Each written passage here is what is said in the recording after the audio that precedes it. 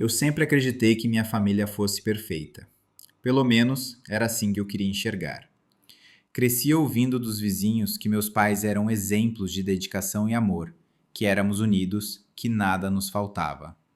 Meu pai, Carlos, era o típico homem trabalhador, daqueles que acordavam cedo e só voltavam tarde, muitas vezes exausto, mas sempre com um sorriso pronto para disfarçar o cansaço. Minha mãe, Marta, era o coração da casa.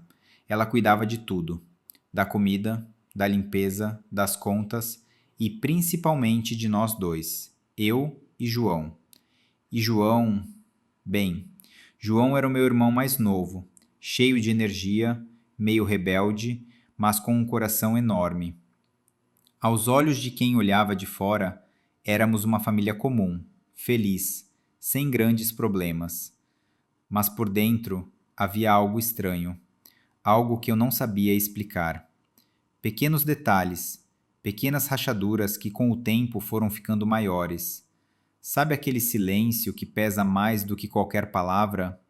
Ele já estava presente em nossa casa, mesmo quando eu ainda não conseguia entender o porquê. Quando penso nisso agora, percebo que os sinais sempre estiveram lá, só que eu não queria enxergar. Talvez porque admitir que algo não ia bem significasse aceitar que meu lar não era tão seguro quanto eu acreditava. E eu tinha medo disso. Lembro das tardes de domingo em que meu pai me ensinava a andar de bicicleta. Eu caía, ralava o joelho, chorava, e ele me levantava dizendo: Não desista, Ana. Caiu, levanta. É assim na vida. Essas frases ecoavam na minha cabeça como uma verdade absoluta. Eu via nele um herói, meu porto seguro. Já minha mãe era a figura do cuidado. Quando eu ficava doente, era ela quem passava a noite em claro ao meu lado, medindo minha febre, trazendo chá, segurando minha mão. Eu cresci acreditando que tinha os melhores pais do mundo. Mas o tempo se encarregou de mostrar que a perfeição que eu via era apenas um. João, sempre mais direto, foi o primeiro a falar o que estávamos sentindo. Numa noite, ele entrou no meu quarto e disse: Ana, você também percebe? Eles não estão normais. Estão escondendo alguma coisa da gente. Eu tentei negar, mas a verdade é que eu também sentia isso. As semanas passaram e os sinais se intensificaram. Uma noite, eu estava na sala estudando quando ouvi o celular da minha mãe vibrar na mesa. Foi instinto. Eu olhei. O nome que apareceu não me era familiar, e a mensagem curta era íntima demais. Sinto sua falta. Meu coração disparou. Tentei pensar que poderia ser um engano, mas a forma como ela correu para pegar o celular e o escondeu sem me encarar me deixou em alerta. Naquela noite, quase não dormi. A imagem daquela mensagem não saía da minha mente. No dia seguinte, fiquei mais atenta.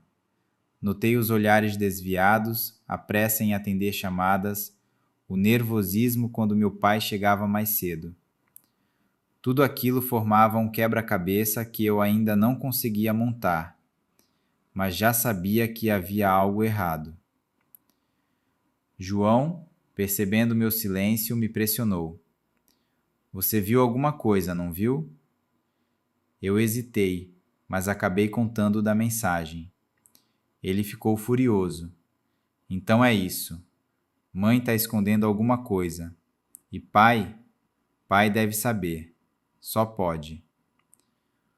O clima em casa ficou ainda mais pesado.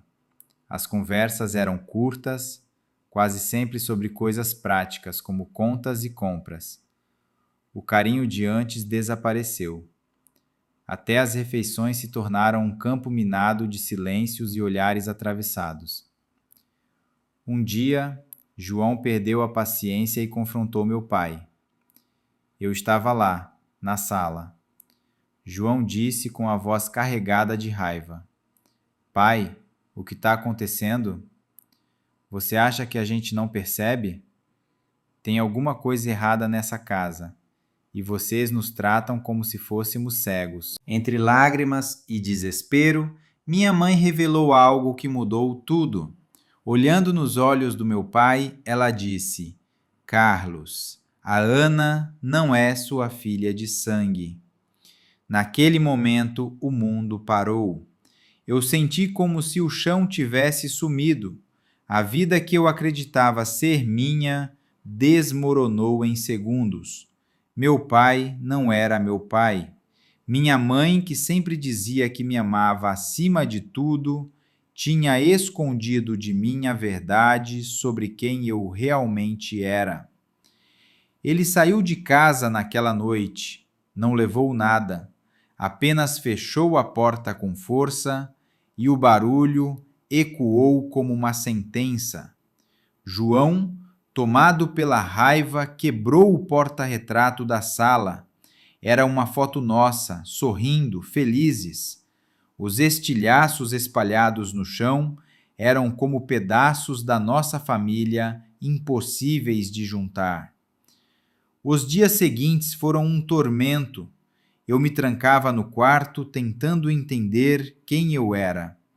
Como olhar para minha própria história sem sentir que tudo havia sido uma mentira? Minha mãe tentava se aproximar, mas eu não conseguia ouvir. Cada palavra dela parecia falsa. João, por sua vez, mergulhou no silêncio. A raiva dele se transformou em um vazio que machucava tanto quanto os gritos. Com o tempo, descobri mais detalhes. Descobri quem era o homem das mensagens. Descobri que minha mãe tinha guardado esse segredo por mais de 20 anos. Ela dizia que fez isso para proteger a família, para não destruir o que havíamos construído. Mas a verdade é que, ao esconder, ela criou uma bomba relógio. E eu me pergunto até hoje, o que dói mais? A traição, a mentira ou o silêncio que se arrastou por tantos anos? Minha mãe acreditava que estava me protegendo, mas, no fundo, estava me condenando. As semanas se arrastaram. A casa, antes cheia de risadas e conversas, virou um lugar frio.